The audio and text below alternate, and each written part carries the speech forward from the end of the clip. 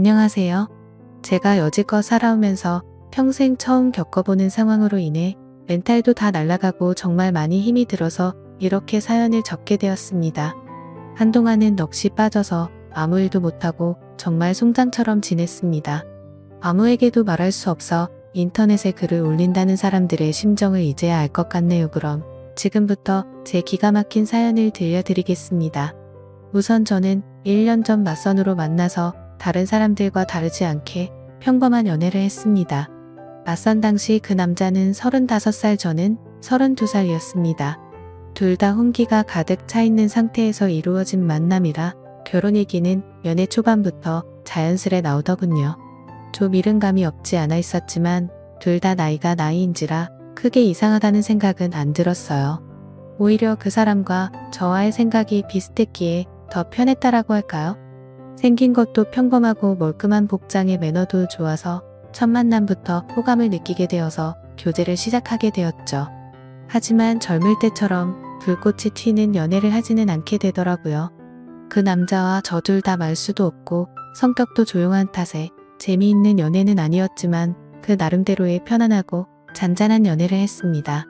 상대방의 사생활을 존중하며 서로에게 되도록이면 간섭하지 않으려 했습니다. 어떻게 보면 이렇게 말이 많지 않은 게 서로에게 더 좋을 수도 있다고 생각도 많이 했었고, 좋은 취지로 사생활을 존중했던 부분들의 결과가 이런 식으로 나타나리란 걸 그때는 미처 몰랐네요. 그 사람에 대해 더 알아야 했고 눈치채야 했던 것을 못 보고 지나간 제 자신이 정말 한심스러웠습니다. 아무튼 큰 다툼 없이 남들처럼 평범하게 연애를 이어왔었고 어느 날처럼 데이트를 하고 있던 하루였어요. 1년 정도의 연애를 하며 결혼에 대한 구체적인 얘기가 나올 때쯤 그 사람이 결혼 준비 시작하기 전 미리 말하고 싶은 게 있다고 했습니다. 저를 만나기 전에 결혼을 하려고 했던 여자가 한 명 있었는데 그분과는 결혼까지 이어지지 못했다고 하더군요. 왜 헤어졌는지 이유가 무척이나 궁금했고 또 이 사람이 굳이 이야기하지 않고 넘어가도 될 텐데 왜 이런 이야기를 나한테 꺼내나? 그저 양심 고백을 하는 것인가? 하는 생각이 들더군요. 나한테 얘기하는 게 양심 고백의 이유 말고 혹시 또 다른 이유가 있는지 물었습니다. 한참을 고민하길래 기다렸습니다. 고민하는 시간에 비해 돌아오는 대답은 짧았습니다. 그분이 자기에 있는 그대로의 모습을 못 받아줬다고, 이해하려고 노력하는 모습도 없이 그냥 헤어졌다고 말을 해주더라고요. 그래서 저한테는 모든 사람이 다 똑같을 순 없지 않느냐며 결혼 후 맞지 않는 부분에 대해서는 서로 잘 맞춰주고 이해해주며 살자고 말하고 싶었답니다. 당연한 얘기를 이렇게 고심 끝에 한다는 게 이상했지만 알겠다고 서로 노력하자고 하며 넘어갔죠. 그렇게 시간이 흘러 무사히 결혼식과 피로연을 마치고 피곤한 몸으로 신혼집으로 왔습니다. 결혼식 끝내고 정신없이 신혼여행을 가는 것보다 차라리 신혼집에서 하루 보내고 다음날 저녁 비행기로 가는 게 더 좋을 듯 해서 결혼 다음날로 여행 일정을 잡았습니다. 대충 정리를 하고 그 남자가 먼저 씻는다고 하면서 씻으러 들어가더군요. 근데 씻으러 들어간 지 오래된 것 같은데 나오질 않아서 문 너머로 물어봤죠. 아직 멀었냐고 물어보니 다 됐다고 하더군요. 그리고 또 10분이 흘렀습니다. 뭘 하길래 이렇게 오래 걸리냐고 나도 씻고 싶다고 하니 금방 나간다고 하더군요. 그리고 또 20분이 흘렀습니다. 기다리면서 슬슬 화가 나더군요. 지금 들어간 지 1시간 다 된 것 같은데 무슨 일이 있는 거냐고 물었더니 기계적인 목소리로 이제 다 했으니 나간다고 대답해서 저는 얼른 씻고 쉬고 싶다고 말했습니다. 그로부터 또 10분이 지났습니다. 정말 별의별 생각이 다 들었습니다. 혹시 하수구가 막혔나? 제 성격이 조금 급한 부분도 있던 터라 도저히 이해가 가질 않았죠. 하지만 말을 걸면 바로바로 대답을 하기 때문에 어디 미끄러져 다친 건 아닌 것 같고, 아님 신혼 첫날 밤이라고 무슨 이벤트를 준비하는 건가 애써 화를 누르며 또 기다렸죠.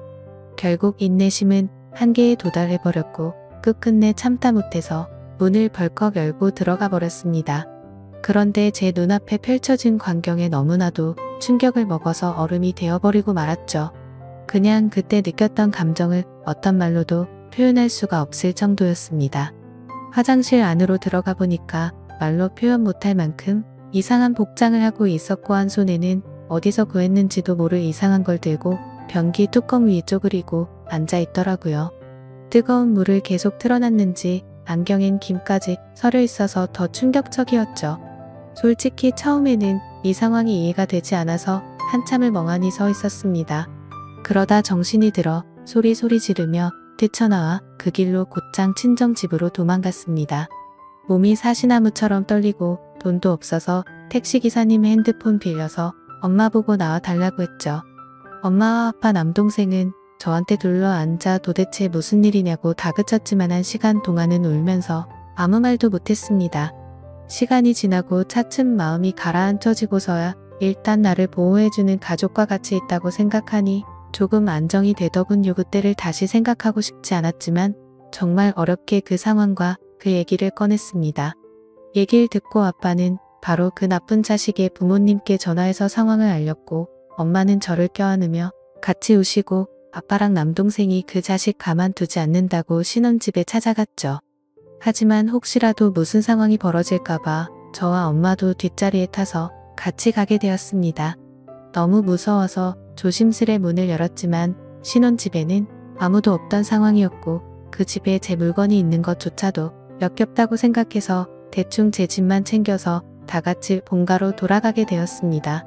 막상 집으로 돌아가니 내가 도대체 1년 동안 이런 남자친구를 만난 게 너무 창피하면서도 분하고 부모님을 보기엔 너무 염치가 없단 생각이 들기 시작하더라고요.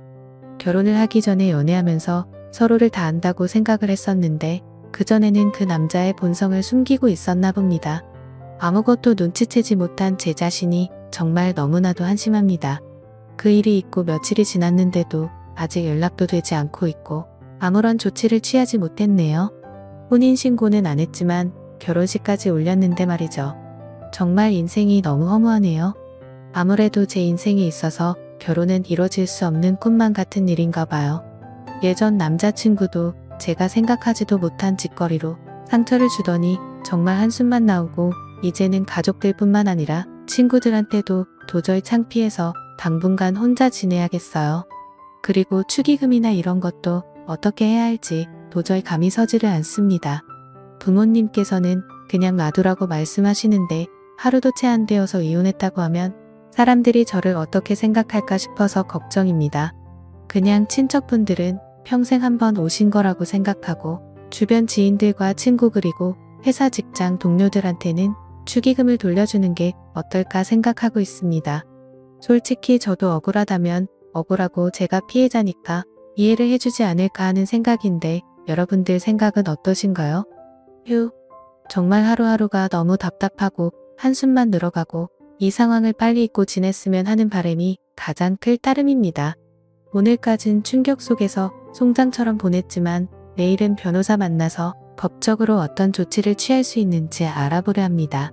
제 사연을 읽어주셔서 감사드립니다.